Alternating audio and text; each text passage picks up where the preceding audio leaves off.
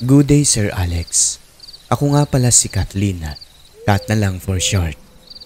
Magbabahagi lang po ako ng kwento at karanasan na sobrang nakakatakot. Nagtatrabaho ako noon bilang sales lady sa isang mall. At dahil malayo ang lugar namin sa syudad, Sir Alex, 1 oras mahigit ang biyahe, nagrenta ako ng isang kwarto na medyo malapit sa aking pinagtatrabahuan. Nakapagsasakay ka ng tricycle ay nasa mga 10 minuto lang o mahigit ng konti ang biyahe. Bukod sa mura ang renta, may kilala rin po ako sa baryo na yon na kasamahan ko lang din po, sir, sa trabaho. Pero papasok pa ng konti at madilim ang daanan, Sir Alex, gawa ng puro talahiban ang gilid ng aking dinadaanan. At sa kabila naman nun ay bakanteng lote na may mahabang pader. Lahat kaming nag-aarkila roon ay pawang mga kababaihan lang at lahat ng mga kasamahan ay hindi pa gaanong matagal simula nung nagrenta sila roon. Wala ang may-ari pero bumibisita naman kapag mangongolekta ng mga paupa. At ayun na nga po, mayroong bahay dun, sir, na aking nadadaanan, 2 palapag, luma tipong Kastila ang disenyo at may nakatirang mag-asawa na mga bata pa, Sir Alex. Sa ilalim na kwarto at buntis po yung babae. Kada gabi pagka-uwi ko galing trabaho, madalas kong napapansin yung isang babaeng nakatayo malapit sa bintanang may kurtina sa 2 palapag ng bahay na yon. At siya nga pala, yung bintana na yon, Sir Alex, bukas lang lagi pero may kurtina na siyang nagsisilbing pinakatakip. Yun ang hinahawi ng babae kapag nagmamasid siya sa labas tuwing gabi. Tingin ko nung una ay parang mahiyain ito kasi hindi talaga dumudungaw o yung nilalabas ang ulo sa bintana kundi distansya ng konti na sa aking pagkakatansya po, walang 1 metro ang layo sa pinakamismong bintana. Kapag napapalingon ako sa direksyon nito, nagtatago siya, Sir Alex, tapos sinasarado niya ang kurtina kung kaya nasabi kong mahiyain talaga siguro yung babae na yon. Katagalan nun, may nauulinigan kaming parang nagkakagulo sa bahay na yon, sir. Kasi mula sa apartment ay hindi naman po talaga kalayuan. Naririnig namin minsan yung boses ng lalaki na parang galit. May mga lagapak din kaming naririnig, sir, kung kaya nasabi namin na baka nag-aaway ang mag-asawa. Sabi ko pa sa kanila, walang maayos na patutunguhan ang pagsasama ng mag-asawa kapag laging nag-aaway. Hanggang sa minsan nun, Sir Alex, isang hapon na rest day ko nun at galing po ako sa tindahan na mili ng pagkain. Medyo madilim-dilim na nun. Pagkadaan ko sa tapat ng bahay na luma, may namataan akong ibon na parang uwak, Sir Alex, sa may puno malapit sa bintana sa 2 palapag na palingalinga at parang may tinitignan siya sa loob ng bahay doon sa may bintana. Namangha pa nga ako noon kasi pula yung mga mata nito pati na ang tuka na bigla ring lumipad, sir, papunta sa likurang bahagi ng bahay nung napansin nitong may taong nakatitig sa kanya. Yung babaeng buntis naman po. Nakikita ko ito sa may bungad ng pinto nakaupo habang nagluluto sa uling. Dumiretso na ako at nagmamadali na rin kasi nga magluluto rin ng aking hapunan. Pagpatak ng 8:00 pasado ng gabi, Sir Alex, gulat na gulat kami dahil sigaw ng sigaw yung babae sa gate ng apartment namin. Nakapaa, umiiyak at may dalang malaking cross. Kaya dali-dali naming pinapasok sa loob ng aking kwarto.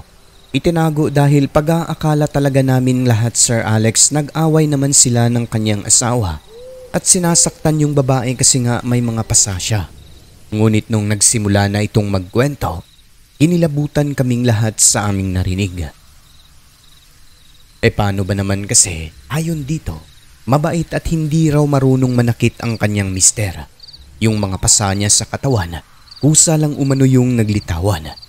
Medyo nakakatakot kasi parang sinuntok talaga yung kanyang braso. At ayon sa kanya, Sir Alex, yung mga pagkalabog na aming naririnig doon kung minsan na inakalang sanhi ng pag-aaway ng mag-asawa, hindi pala sila ang may likha kundi pusa lang daw na may kumakalabog sa 2 palapag ng bahay na yon. At kung minsan may naririnig silang iyak ng babae na mahina. May mga pagkakataon naman may kumakatok daw sa kanilang kwarto. Doon lang namin nalaman, sir, mula mismo sa bibig ng buntis na wala raw ibang nakatira sa bahay na yon kundi sila lang na mag-asawa na nag-aarkila lang din sa murang halaga. So ibig sabihin po, yung babaeng madalas kong namamataan sa ikalawang palapag ay hindi pala tunay na tao, kundi isang white lady. Hindi naman daw po nila pinapansin yun, ngunit nang gabi na yun, Sir Alex, dahil wala ang asawa niya, nag-overtime daw po kasi yun, napatakbo nang wala sa oras ang buntis palabas ng bahay kahit na medyo malaki na ang tiyan, dahil may tumapik daw sa kanyang balikat habang nanunood ng TV. At ang pinaka nakakatakot pa, sir, pagkukwento pa nito habang umiiyak, may aswang daw na bumungad sa bintana ng kwarto nila sa labas na sumilip, na mayroong mapupulang mata, lumulutang ang buhok, tapos mahaba ang pangil at kuko. Sa labis na pagkasindak ng babae, Sir Alex, ay dinampot niya yung malaking cross nila, nagdampot din ng asin. Pagkatapos ay hinagis niya sa may bintana, sabay takbo palabas, papunta sa aming apartment. Doon lang kami nalinawan kung bakit may dala siyang cross na malaki. Mabuti na lang daw at hindi pumasok ang aswang at hindi rin po siya hinabol. Dahil kung nagkataon, Sir Alex, ay baka nadisgrasya na siya o nabiktima na ng aswang. Tingin ko, Sir Alex, yung nakita kong uwak na mayroong mapupulang mata, pulang tuka, may koneksyon sa aswang na kanyang nakita. Sa karanasan ng buntis, pati kami noon ay talagang nangatal sa takot. Maya-maya ay dumating naman ang kanyang asawa at nagtatanong sa labas. Kaagad din naming pinapasok at sinabing nasa loob ang kanyang asawa. Nang dahil sa pangyayari na yon, dun sila natulog sa amin. Kahit anong pilit ng mister nung una na umuwi na kasi galing na raw siya sa kanilang bahay, wala naman daw po kung ano. Ayaw na talaga ng buntis at umiiyak pa, kaya ang nangyari, doon silang dalawa natulog. Matapos nun, Sir Alex, kinabukasan, umalis ang mag-asawang yon at naghanap ng ibang mauupahang bahay. Simula nun, kapag napapadaan naman ako doon ay hindi na lang ako lumilingon sa bintana sa takot na baka magpakita ulit yung laging nakadungaw sa bintana sa ikalawang palapag. Hindi pala ordinaryong tao kundi isang kaluluwang hindi matahimik malamang. Ang inaalala ko lang nun, madalas akong ginagabi sa pag-uwi na baka mamaya ako naman ang harangan ng aswang at white lady sa daanan, di ba? Kaya sa huli, Sir Alex, minabuti ko nang umalis sa apartment na yon at naghanap ng iba. Aanhin mo ang mura may nakaabang nakababalaghan, di ba? Baka mamaya, yun pa ang aking ikadisgrasya, kaya sa huli, aking napagdesisyonan na umalis sa lugar at naghanap ng iba.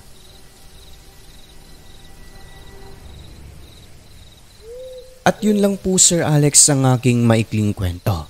Sana po ay nagustuhan ninyo at mayroon pa po akong ibabahagi sa susunod. Lubos na gumagalang, Kat ng Mindanao.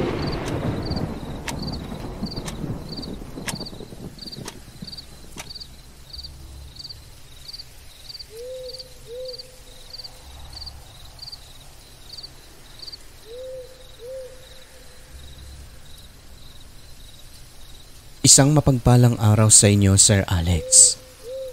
Ako nga pala si Badoy.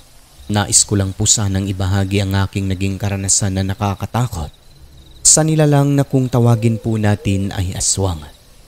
At siya nga pala, maikling kwento lang po ito, sir, pero hango sa tunay na pangyayari. Dati akong nagtatrabaho sa isang poultry farm. Noong nag-expand ng negosyo ang aming amo, ako at ang isang kasama ko sa trabaho na si Mike ang napiling ilagay doon. Bale, doon kami inassign. Yung negosyo na yun ay hindi po poultry kundi farm ito, sir, sa may bundok na pwedeng tambayan at kapihan ng mga taong napapadaan.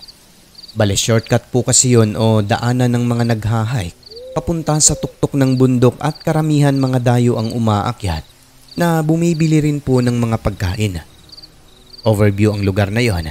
Maganda talaga kasi nature na nature ang dating. Ibinata pa naman kami nun sir kung kaya hindi na nagdalawang isip ng kasama ko na inassign kami roon kahit na malayo ang lugar. Wala ring magawa dahil kung aayaw ka, baka matanggal ka pa sa trabaho, di ba? Bukod sa sweldo sir ay libre na lahat ng pagkain doon. Hindi na kailangang umuwi araw-araw kasi nga nandoon na lahat at makakatipid pa, di ba? Kaya hayon, pumayag na lang si ako at siya. Nang mga panahon na yon ay hindi pa talaga tapos ang buong lugar. Bali ang ginagawa pa lang namin ay nagbabantay muna at tumutulong sa mga gawain na. Pero kapag may customer ay pinapapasok na po namin. At yun na nga po Sir Alex. Sa umpisa ay nakakapanibago talaga ang lugar sapagkat napakatahimik doon. At yung ilaw na gamit namin noon ay baterya pa lang ng sasakyan sa kadahilan ng hindi pa nakakabitan ng kuryente. Tahimik din naman po sa dati naming pinagtatrabaho ang lugar subalit marami kami roong trabahante kaya kahit papano ay masaya pa din. Pero nung na-reassign kami, iba talaga Sir Alex yung dadalawa lang kayo ng kasama mo sa isang lugar na ang maririnig mo lang ay mga ibon at huni ng mga kuliglig. Yung kubo naman po na aming tinutulugan ay maayos at maganda ang pagkakagawa. Presko dahil labas-pasok ang hangin sa loob. Maliban sa kwarto dahil sarado po yun pero may bintana naman na pwede mong buksan. Ang bubong ay gawa sa kogon. Sinakluban ng makapal na net para hindi raw madaling masira. Sa umpisa Sir Alex ay ayos lang naman po. Natitiis lang kung baga ang nakakabinging katahimikan. Tuwing alas 3 o alas 4 ng hapon, may napapansin kaming matandang babae na dumadaan at humihinto minsan sa bungad ng aming gate. Pagkatapos ay tinititigan kami ng masama na kung nakakamatay lang ang titig Sir Alex, sigurado bumulagta na yung kasama ko. Si Mike kasi ang lagi niyang tinititigan na tipong galit na galit siya sa taong yon. Kapag tatanungin naman, maalis kagad ang matanda. Nais pa naman namin noon na makipagkwentuhan sana sa kanya kasi nga taga roon ito ang lungkot-lungkot ng buhay namin doon. Kaso umaalis kagad at ayaw makipag-usap. Inakala rin namin sir na may diferensya siya sa pag-iisip gawa ng hindi ito sumasagot. Kapag tatanungin Sir Alex tapos payuko kung tumingin na para bang galit sa kanyang kapaligiran. So kami naman ni Mike ay hinahayaan na lang din ito. At kako pa pabirong wika ko sa kanya baka dumugin kami noon. Hanggang sa isang hapon pa magtatakip silim na. Dumaan ang matandang yon pero sa pagkakataong ito, bumalik siya at lumapit sa may bungad ng gate. Tapos pinupukpok niya ng hawak na bato. Sa di malamang dahilan ay nag-uumapoy na naman sa galit ang matanda. Pagkatapos ay pinagmumura yung kasama ko. Tinanong namin siya, "Bakit po lola?" Bakit? Sipaon ko kamo karon. Dagway sining isa oh. Umalis kayo rito. Sinisira niyo ang lugar namin." Alin ho ang sinisira? Wala naman po siguro lola. Umalis kayo rito kung hindi malilintikan kayo. Lola, kalma lang ho. Trabahanti lang po kami rito. Hindi. Layas. Tinuturo-turo niya Sir Alex yung malaking statwa ni Jesus Christ at Mama Mary na pinagawa ng aming amo at sinabing alisin daw at wasakin tapos agad itong tumalikod at umalis. Nang sundan namin ng tingin, mayroon itong kasamang babae sa unahan na maaaring anak niya. Nasa tansya ko sir ay nasa mga 50 anyos mahigit ang edad. So kami naman ni Mike, napailing na lamang sa gustong mangyari ng matanda. Sa mga sumunod na araw nang bumisita ang aming among lalaki, ipinaalam namin ang nangyari. Ayon sa aming amo, ang matanda raw na yun sir ay minsan na niya ring nakasagutan sa lugar na yon. Umaangkin daw pala ng mga lupain na ayon sa mga taga roon ay hindi naman daw po kanyang pag-aari. Nang malaman namin yon, hinayaan na lang ang matanda kasi sabi namin na may diferensya nga.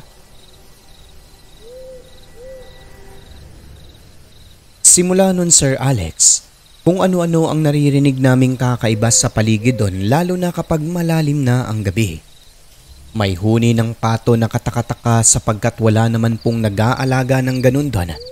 May mga kumakaluskos sa puno sa paligid, may pagaspas ng pakpak, at kung minsan may baboy na nag-iingay sa labas ng aming bakuran. Ngunit hindi naman po kami natinag nun, Sir Alex.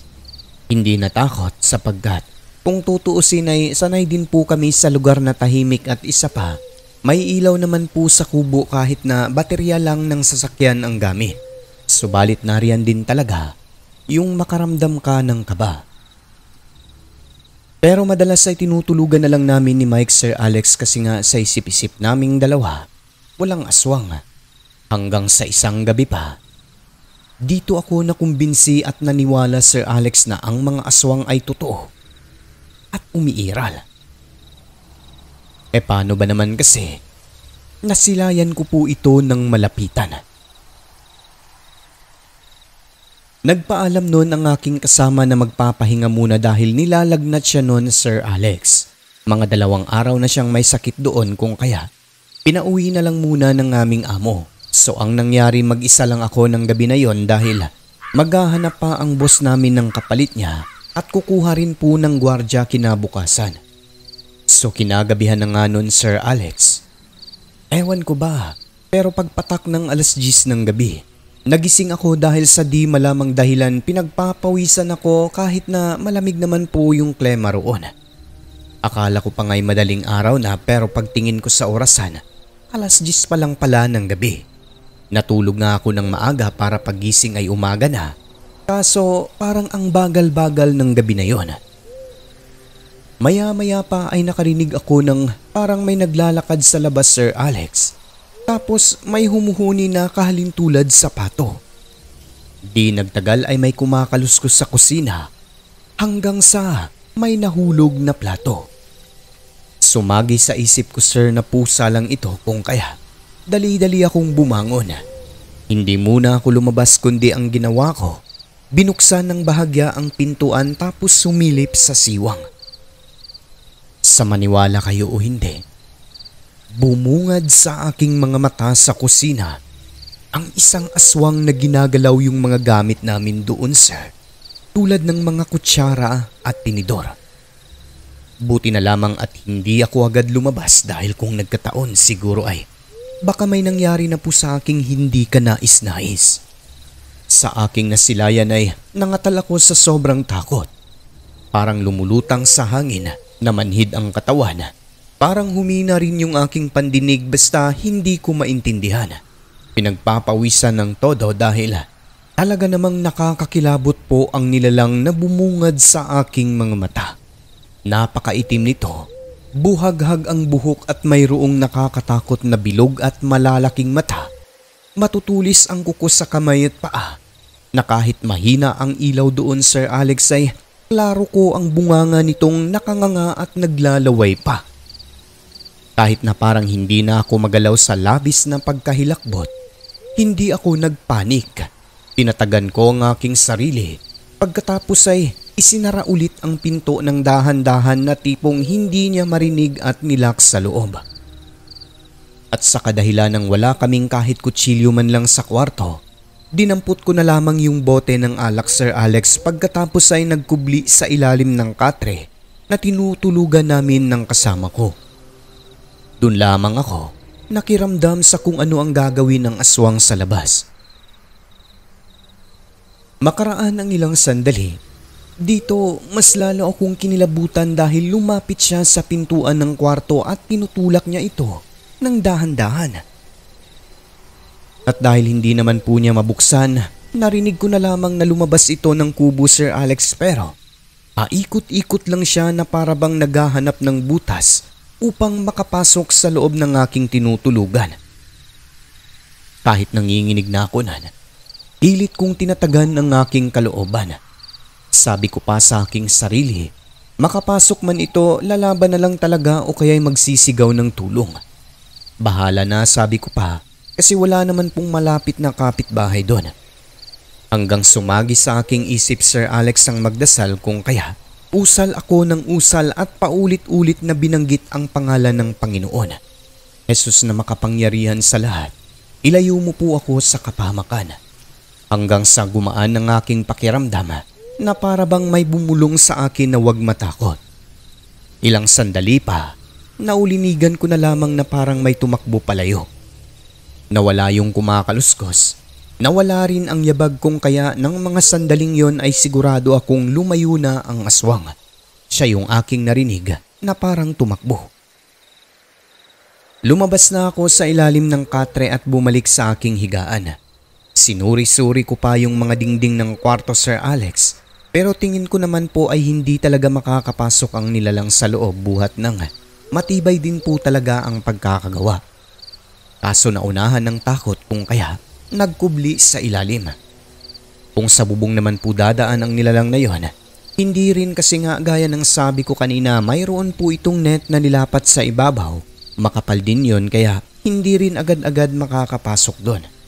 Ang tao nga naman kapag naunahan ng takot, kahit sino naman siguro kasi nga ikaw ba naman makakita ng nilalang ng harap-harapan, isang nilalang na hindi mo pa nakita sa tanang buhay mo, siyempre lulukubin ka talaga ng takot. Hindi ko talaga inasahan, Sir Alex, na makakasilay ako ng totoong aswang sa aking buhay. Matapos noon ay talaga namang hindi na ako nakatulog ulit hanggang mag-umaga. Kinabukasan pagdating ng aming amo kasama ang isang magiging kasama ko, sir, at isang gwardiya, kaagad kong pinaalam sa kanila ang nangyari. Nasilayan din talaga nila ang kalat ng mga putik sa kusina na galing sa aswang. Pati nga po yung laway, bumakas din po talaga sa sahig, Sir Alex. Matapos noon ay medyo nakampante naman po ako kahit papano kasi nga may kasama na at may gwardya na rin sa lugar na may dalang baril. Ngunit simula noon, hindi na ako nagkukumpiyansa lalo na sa taong galit. Dahil tingin namin, sir, may koneksyon ang aswang na yon sa matandang pabalik-balik doon.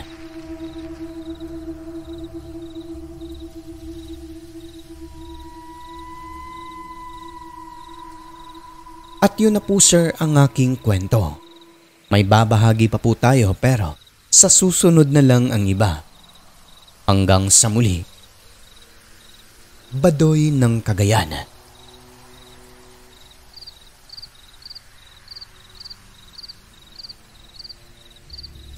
Ang mundo ating ginagalawan, nababalot ng kahiwagaan na tanging ang Diyos lamang ang siyang may kasagutan. Ako po si Alex. Magandang gabi.